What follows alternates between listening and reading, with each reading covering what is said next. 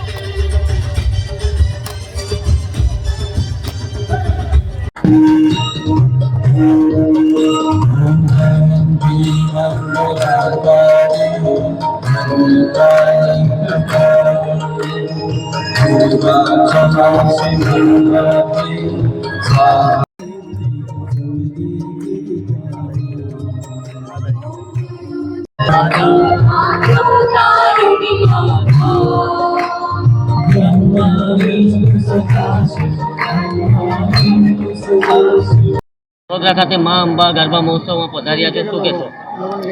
બિલકુલ, આજે મા અંબા ગરબા મહોત્સવમાં જે વિરેનભાઈ એટલે ઉર્ફે પિંકલ સર દ્વારા જે આયોજન કરવામાં આવે છે, આખી આયોજન સમિતિ દ્વારા ખૂબ જ સુંદર આયોજન હોય છે અને છેલ્લા 8 વર્ષથી નિઃશુલ્કપણે હાઉસિંગ બોર્ડ અને અહીંયા આયોજકો દ્વારા કરવામાં આવે છે। એમને હું બિરદાવું છું, કારણ કે લોકોને અત્યારે પાસ મેળવવા બહુ ડખા હોય છે।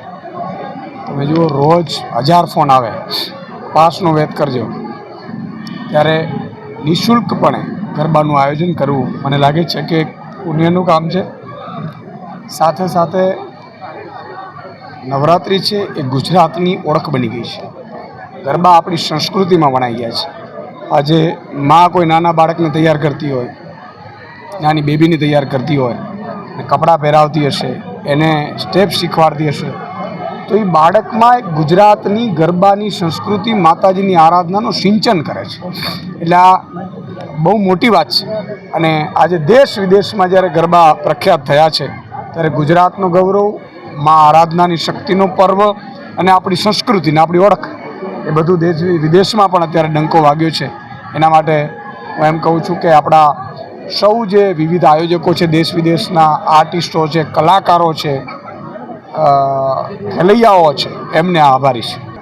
સ્થાનિક સ્વરાજ્યની ચૂંટણીમાં ચોક્કસ આમ આદમી પાર્ટી તમામ જગ્યાએ લોકલ નેતૃત્વ પૂરું પાડશે। 12,000 સીટ છે, તાલુકા, જિલ્લા, નગરપાલિકા, મહાનગરપાલિકાઓ, અને 12,000 સીટમાં અમે નક્કી કર્યું છે કે 12,000 લોકો જનતા નામે પસંદ કરીશું।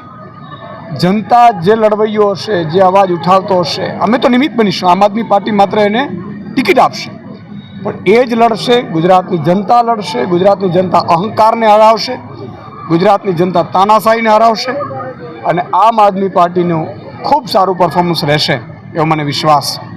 જુઓ, ભાજપ છે વારંવાર અમારા નેતાઓને ફસાવવાનું, એમની ઉપર ખોટા આરોપો નાખવાનું, એને બદનામ કરવાનું ષડયંત્ર રચતી હોય છે, કારણ કે લોકપ્રિયતા ગુજરાતમાં અત્યારે આમ આદમી પાર્ટીના નેતાઓની જ છે। તમે જો બીજી પાર્ટીના નેતાઓને કોઈ ભજ્યું ભાવ પૂછતું નથી। અમે જ્યાં જઈએ છીએ તો હજારો લોકો સેલ્ફીઓ પડાવવા માટે આવે છે। એ કારણ કે અમને રૂપાળા જોઈને નહીં, અમે ગુજરાતની જનતાનો અવાજ બન્યા છીએ, એના માટે લડ્યા છીએ, એના માટે જેલમાં ગયા છીએ, એના માટે ગોળી ખાવા તૈયાર છીએ. એટલા માટે તો આજે ચેતરભાઈ વસાવાને 2.5 મહિના સુધી, 3.5 મહિના આમ તો જેલમાં નાખી દીધા છે. આદિવાસી સમાજ એનો બદલો લેશે. સમસ્ત ગુજરાત હાઉસિંગ બોર્ડ દ્વારા આયોજિત મા અંબા ગરબા 2025 જ્યારે આજે માતાજીના પર્વ નિમિત્તે આજે અમારા ગુજરાત આમ આદમી પાર્ટીના પ્રદેશ પ્રમુખ ઈશુદાનભાઈ ગઢવી આવ્યા છે અને એમને આ ગુજરાતની સંસ્કૃતિને વડોદરા જે છે સંસ્કારી નગરી વડોદરા કે જેની ઓળખ દેશ વિદેશની અંદર ગરબાને લીધે થઈ છે, એટલે આજે અહીંયા અમે જ્યારે ગરબા અહીંયા રમાડી રહ્યા છે, નિઃશુલ્ક ગરબા છે.